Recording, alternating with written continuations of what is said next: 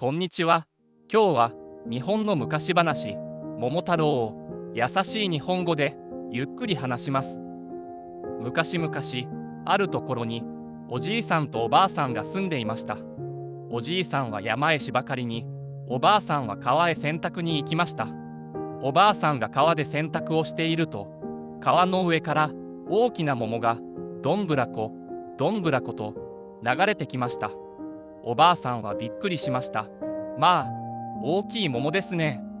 おばあさんは桃を拾って家へ持ち帰りました。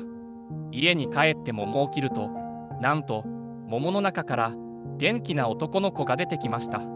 おじいさんとおばあさんは驚いて、これはきっと神様のくださった子供だと言いました。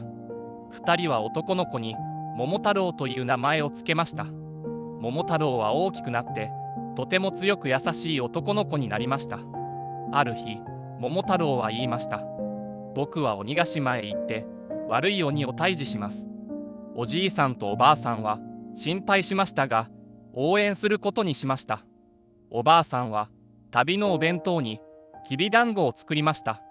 日本一のきびだんごですよと言って桃太郎に渡しました。桃太郎は鬼ヶ島へ出発しました。旅の途中、桃太郎は犬と出会いました。犬は桃太郎に言いました。桃太郎さん、どこへ行くのですか？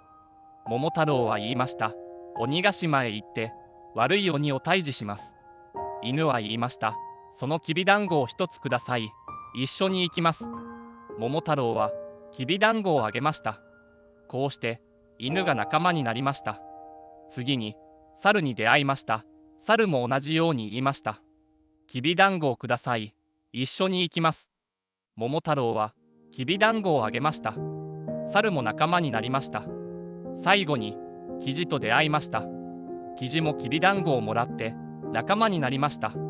こうして桃太郎、犬、猿、キジの4人は鬼ヶ島へ向かいます。鬼ヶ島に着くと、悪い鬼たちがお酒を飲んでぐっすり眠っていました。犬は噛みつきます。猿はひっかきます。キジはつつきます。桃太郎は刀で攻めます。鬼たちは負けて、もう悪いことはしません。許してください。と言いました。